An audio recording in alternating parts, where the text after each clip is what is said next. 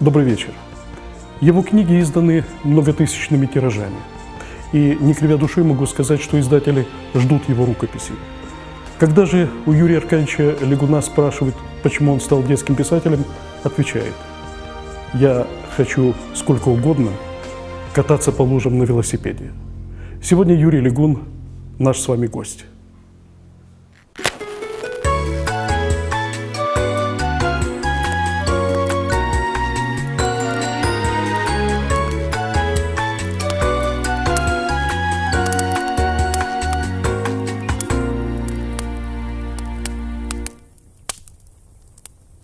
Юрий Лигун, член Союза журналистов Украины, литературный редактор, детский писатель. Юрий Аркадьевич, добрый вечер. Добрый. Вы знаете, вот сразу хотел у вас спросить, почему лужа и велосипед? Вот чего-то в детстве не состоялось, чего-то не добрали? Ну, дело в том, что детство у меня было счастливое, слава богу. Добрал все, и, может, даже перебрал.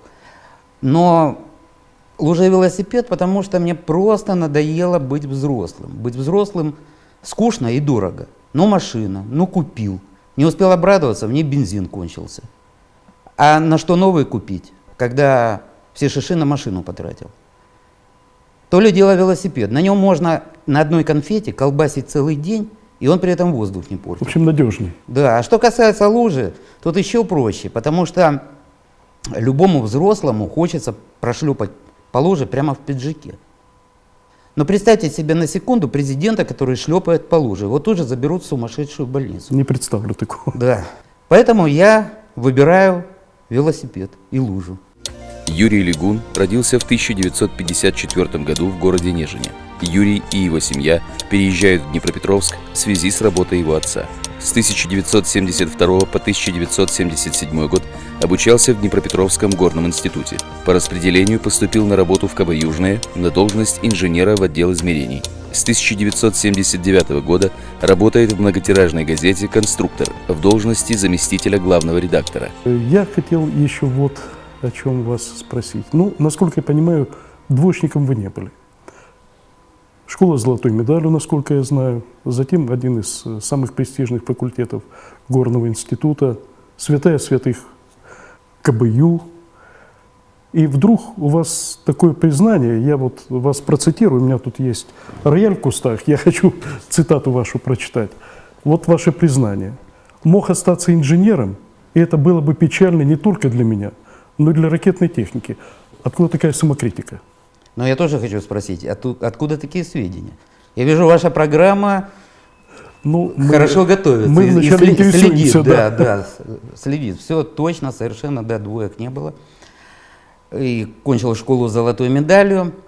А почему я вот так сказал? Да, наверное, потому что, это я сейчас попытаюсь объяснить. Наверное, потому что я просто хотел воспользоваться чужим талантом, чужим даром. Это очень опасная вещь, очень опасная. Кстати, я детям говорю, когда меня, выступая перед детьми, просят что-то детям пожелать. Вот я детям всегда желаю упорно, чтобы они не проглядели свой дар. Потому что когда ты делаешь то, к чему ты предназначен, то, к чему у тебя есть какое-то предрасположение, ты будешь счастливым человеком. Это так здорово. Я говорю, детки, хотите быть счастливыми? Не занимайтесь чужим делом. Не пытайтесь, вот вы увидели, что певица какая-то на сцене поет и аплодирует, она деньги зарабатывает. И вы хотите, это ее талант, это ее дело. А вы хотите это украсть, взять чужое. А у вас к этому ничего нету. Ну, может, только красивые глаза. Вот поэтому я и не стал инженером. И мне очень повезло, что в первый год работы тогда открепиться из КБ Южного было очень тяжело. Через Москву, это допуск и прочее, прочее. И вдруг я узнаю через год работы, что в КБ Южном есть газета «Конструктор». Самая секретная газета, наверное, в мире. ЦРУ за нее платила большие деньги, чтобы получить эту газету.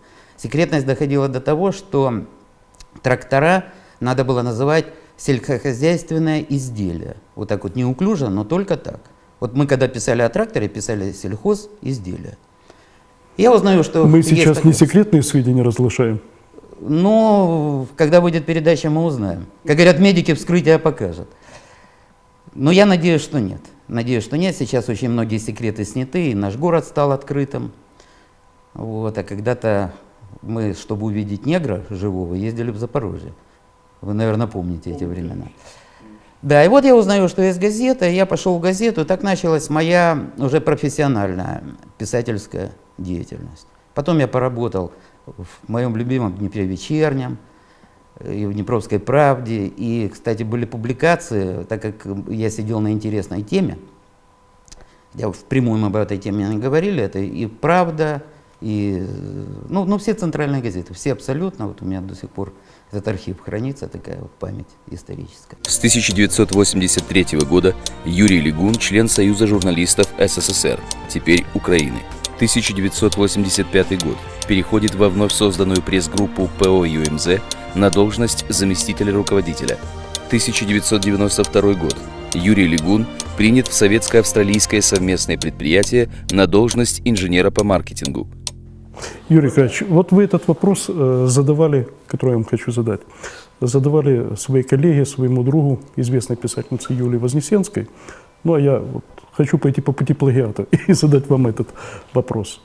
Вот то, о чем вы сейчас говорили, когда вы почувствовали, что есть писательский дар, вот осознание чего пришло, скажем так? Что вы почувствовали? Ну, если говорить коротко, то два чувства было – радость и легкость. Потому что, когда человек делает то, что у него получается, особенно хорошо получается, он ощущает радость. То есть радость от того, что вы увидели, что вы нашли свои сани, Да, да? да, это было легко и интересно. Вот, а насчет легкости могу еще пояснить. Вот, предположим, человек плохо играет на фортепиано и не любит играть. Но когда он выкидывает этот рояль или фортепиано с балкона, он такой тоже счастливый. ощущает легкость в зря натруженных пальцах. Ну вот примерно так. И это давало стимул для внутреннего состояния, для внутреннего совершенства. Ну, что скажем насчет внутреннего совершенства, это, наверное, вопрос больше к каким-то техническим вещам. Понимаете, любой человек, что бы он ни делал, ну сейчас мы говорим о литературе, вот часто такое бывает заблуждение. Всем кажется, что они могут писать. И это заблуждение совершенно оправдано, люди в этом не виноваты. Раз я говорю на русском языке, или на украинском языке, или на английском, ну я говорю, нормально все получается, меня все понимают. Значит, я сяду и буду писать. Вот это большое заблуждение. Потому что в литературе существуют свои законы, своя техника. Техника стихосложения, там, теснота поэтического ряда, инверсии, клаузулы и прочее, и прочее. Вот. С пианино, да, тут чуть-чуть попроще. Там хотя бы все понимают, что надо знать, чем отличаются белые клавиши от черных. За художество тоже не всякий возьмется, но надо знать тоже много, как загрунтовать холст, как там правильно накладывать эти мазки, и мозги тоже, я вот правильно оговорился, да, и мозги, и мазки, как правильно накладывать. Вот, а в литературе это не так, но тут действительно надо пройти школу, очень большую школу, я этим очень много занимался, мне было это интересно. А насчет духовного совершенствования, ну, это вообще вопрос большой, наверное, мы его сейчас упустим, потому что эта тема просто, мне кажется, для отдельной беседы.